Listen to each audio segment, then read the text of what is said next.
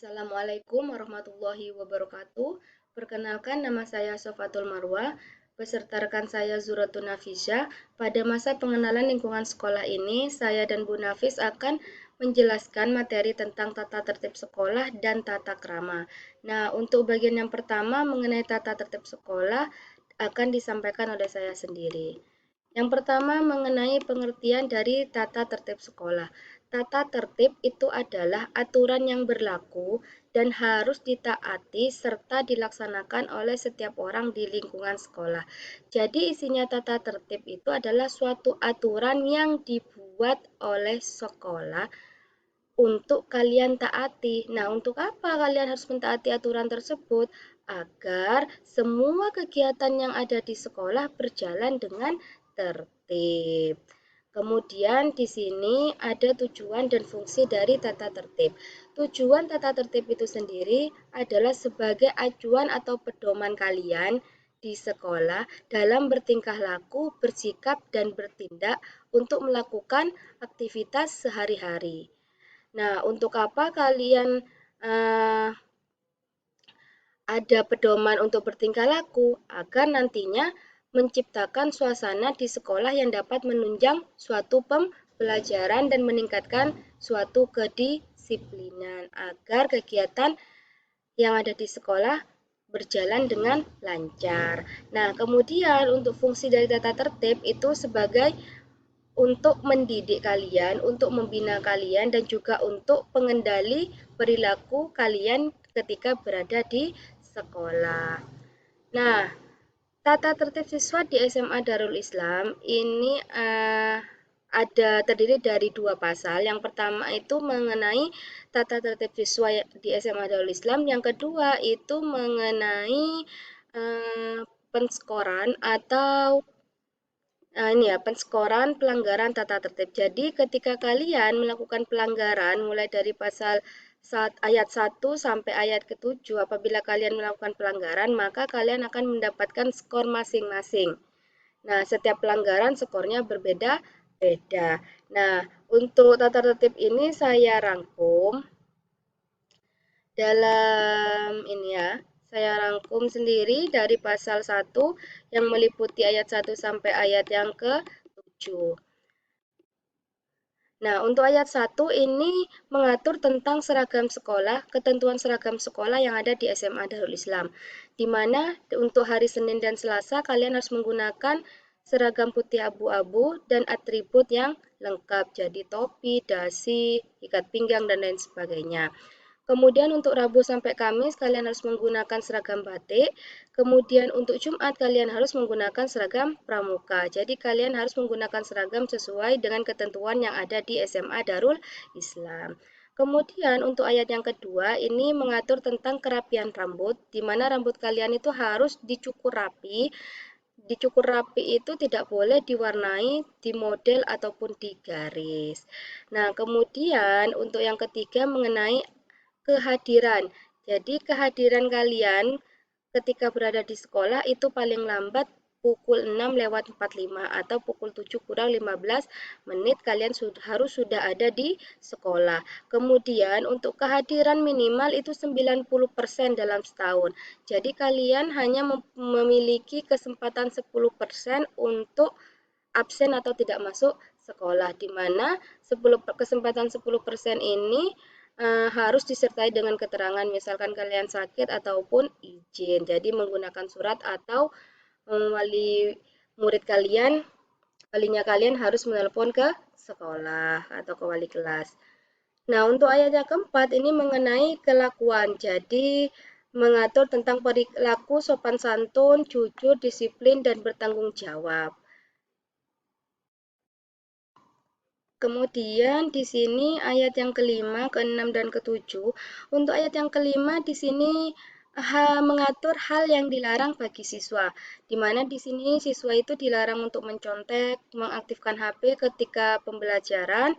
Nah, namun apabila dibutuhkan atau guru mengizinkan, untuk penunjang pembelajaran boleh mengaktifkan HP. Selain itu dilarang mengaktifkan HP. Kemudian mengintimidasi, kemudian dilarang merokok juga, kemudian dilarang membawa senjata tajam, mencuri dan bertindak susila atau melakukan pelecehan terhadap sesama temannya. Kemudian untuk ayat yang ke-6 ini mengenai kebersihan, di mana siswa harus menjaga kebersihan lingkungan sekolah. Salah satunya yaitu adalah membuang sampah pada tempatnya. Jadi kalian setelah melakukan kegiatan makan dan minum, maka sampah-sampahnya harus dibuang ke tempat sampah yang sudah disediakan oleh pihak sekolah. Kemudian ayat yang ketujuh itu mengenai pelanggaran dan sanksi, di mana siswa yang melanggar itu diberikan teguran lisan dan tertulis dicatat dalam buku penskoran. Jadi setiap pelanggaran yang kalian lakukan akan dicatat dalam buku penskoran. Kemudian setelah diberikan teguran lisan dan tertulis, maka akan dilakukan pemanggilan orang tua. Kalau masih melakukan pelanggaran akan dilakukan skorsing. Kemudian kalau masih dilakukan pelanggaran lagi sampai batas maksimal penskoran, maka kalian akan dikembalikan kepada orang tua. Nah, ini skor pelanggaran tata tertibnya. Untuk pasal 2 itu mengatur tentang skor pelanggaran tata tertib di SMA Darul Islam. Ini saya rangkum. Untuk kehadiran dalam masuk sekolah dan mengikuti kegiatan, maka penskorannya 3 sampai 10. Jadi ketika kalian absen di sekolah, maka ada skornya. Skornya itu mulai dari 3 sampai 10.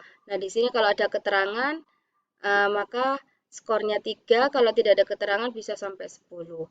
Kemudian pakaian yang tidak sesuai aturan, nah tadi kan pakaian sudah ada aturannya, Senin Selasa apa, Rabu Kamis apa, Jumat apa, kalau tidak sesuai dengan aturan yang berlaku maka skornya 3 sampai 5. Kemudian mengganggu kegiatan belajar mengajar 3 sampai 10. Nah, kemudian melakukan tindakan perusakan 5 sampai 25 tergantung dengan tingkat kerusakannya. Kemudian pelanggaran etika 5 sampai 50, rambut dan kuku tidak sesuai aturan 5 sampai 15, tindakan merokok, narkoba dan perjudian ini juga lumayan besar skornya 25 sampai 75.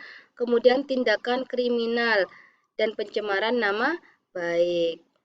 Nah, kemudian tindakan asusila menikah, nah ini skornya yang paling tinggi 75 sampai 100. Kemudian poin dan sanksi pelanggaran. Nah, apabila kalian melakukan pelanggaran dan jumlah poinnya itu 10, maka tindakannya hanya dilakukan pembinaan wali kelas. Kalau sudah bertambah jadi 20, pembinaan wali kelas dan pemanggilan orang tua. Kalau sudah 25, pemanggilan orang tua dan surat peringatan yang pertama. Kemudian kalau sudah 50, pemanggilan orang tua dan surat peringatan yang kedua. Kalau 75, pemanggilan orang tua, surat peringatan 3 dan skorsing. Kalau sudah mencapai 100 atau skor maksimal yaitu dikembalikan kepada orang tua. Jadi saya harapkan kalian tidak akan melakukan pelanggaran sampai skornya mencapai 100. Kalau bisa ya di bawahnya 10, jangan sampai melakukan pelanggaran. Karena setiap pelanggaran yang kalian lakukan akan dicatat dalam buku skor atau buku pelanggaran. Nah, di masa pandemi seperti ini, di mana sekolah mengharuskan untuk melakukan pembelajaran secara daring.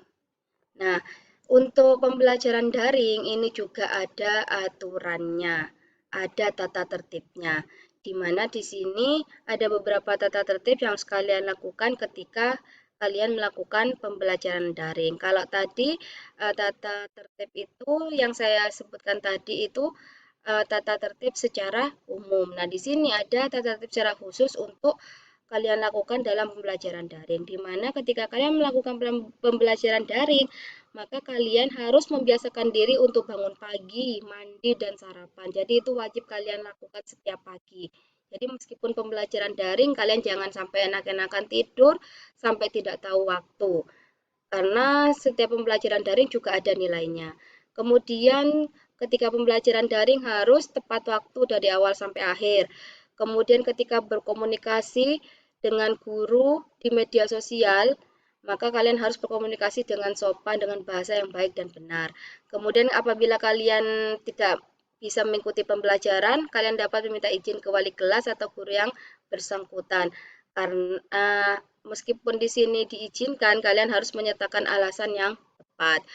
Kemudian siswa juga harus mengerjakan dan mengumpulkan tugas dan ulangan secara tepat waktu. Jangan sampai diundur-undur sehingga nantinya tugasnya dan ulangannya itu menumpuk di belakang. Kemudian siswa segera menghubungi wali kelas atau pengajar jika ada kendala dalam mengikuti pembelajaran daring. Kemudian di sini juga ada beberapa aturan. Nah, di mana di sini ketika kalian melakukan pembelajaran daring, khususnya ketika melakukan Google Meeting, maka kalian itu diwajibkan menggunakan seragam atau baju bebas rapi. Kemudian tidak perlu menggunakan aksesoris yang berlebihan, jadi tidak perlu dipasang semua. Jadi sewajarnya saja. Kemudian wajah harus terlihat di layar, jadi videonya harus dihidupkan. Kemudian identitas yang digunakan di Google Meeting itu harus menggunakan nama asli, bukan nama samaran. Jangan kemudian siswa mematikan mic jika tidak diperlukan, tidak melakukan aktivitas lain yang tidak relevan, kemudian siswa tidak boleh tidur, tidak boleh mematikan kamera tanpa izin, tidak boleh menyalahgunakan fitur chat, kemudian siswa minta izin jika akan meninggalkan kelas, kemudian yang paling penting juga ini siswa tidak makan dan minum saat pembelajaran. Jadi kalian harus mengikuti aturan-aturan ini dalam pembelajaran daring.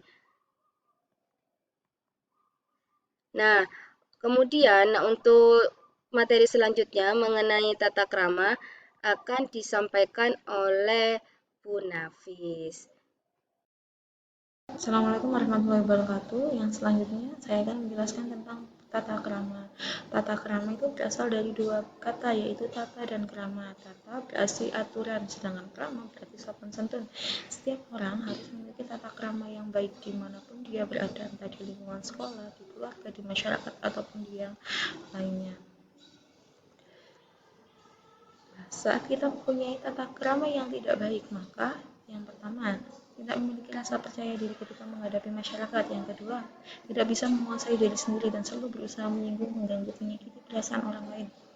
Yang ketiga, tidak berlaku sopan, ramah, dan selalu mengecewakan serta membuat orang lain marah. Nah, sanksi moralnya apa? Kita akan mendapat cercaan dan cemoohan kepada diri, kelompok, instansi, atau bahkan orang tua. Misal, kita karena tidak punya tata krama di lingkungan masyarakat. Yang kena siapa? Oh, anak itu anaknya siapa sih? Oh, anak itu sekolah di mana sih? Tidak hanya kalian saja yang kena cemoohan, tapi orang-orang di sekitar kalian juga akan mendapat cemoohan karena sikap kalian yang tidak memiliki tata krama yang baik. Lah, ciri individu yang memiliki tata krama yang baik itu apa? Yang pertama, memiliki rasa percaya diri. Yang kedua, tingkah laku dan ucapannya selalu mempertimbangkan serta mencerminkan perhatian kepada orang lain. Yang ketiga, sopan, ramah, tidak mengganggu, menyakiti perasaan dan pikiran orang lain. Nah, maksudnya apa? Saat kita bertata krama di lingkungan masyarakat yang baik, orang itu kan pasti akan ramah kepada kita, akan segan terhadap kita. Seperti itu. Yang selanjutnya, manfaat bertata krama. Yang pertama, membuat kita bisa mengambil keputusan dengan bijak. Yang kedua, memudahkan hubungan baik dengan orang lain. Yang ketiga, membuat kita menjadi disegani dan dihormati. Tata krama yang tadi saya bilang, tata krama itu harus dimiliki di setiap lini. Yang pertama, mungkin di lingkungan keluarga. Apa aja? Yang pertama, tidak berjalan mendahului orang yang lebih tua. Yang kedua, menuruti perintah orang tua selama tidak melanggar agama. Yang ketiga, berbicara dengan lemah lembut. Nah, yang tadi saya bilang, saat kita memiliki tata krama yang baik, misal dengan teman atau orang tua kita harus memiliki tata krama atau berbicara dengan sopan agar tidak menyinggung perasaan orang tersebut. Yang selanjutnya, di lingkungan sekolah. Yang pertama, bersalaman ketika bertemu atau mengucapkan salam, memperhatikan dengan penuh kesungguhan ketika guru menjelaskan. Yang ketiga, selama belajar jangan berkurang mengobrol dengan teman yang lain. Dan yang terakhir, bersikap sopan santun kepada guru, baik ketika sedang berbicara dan bertanya. Ini apa? Mungkin saat ini kita lagi pembelajaran secara daring. Maka saat chat dengan guru kalian itu harus yang pertama mengucapkan salam, terus menyebutkan nama kalian siapa, yang ketiga tujuan kalian chat itu apa, terus yang terakhir jangan lupa mengucapkan terima kasih dan mohon maaf bila mengganggu. Itu mungkin tata krama yang sering kita abaikan. Terus yang selanjutnya di lingkungan masyarakat. Yang pertama, tolong menolong dan menghormati, tidak berkata kasar dan sombong, tidak meludah dan membuang sampah di sembarang tempat. Mungkin saat di lingkungan masyarakat kita sering kayak, alah bungkus permen kecil, kita buang sampah sembarang. Padahal itu sangat mencerminkan tata krama yang sangat tidak baik. Untuk tugas materi tata tertib dan tata krama hari ini, silakan kalian kerjakan link tersebut dan batas pengumpulan tugas paling lambat jam 12 di kelompoknya masing-masing atau dikasihkan ke tugasnya masing-masing. Saya akhiri, sampai jumpa. Tapi gak ke-share.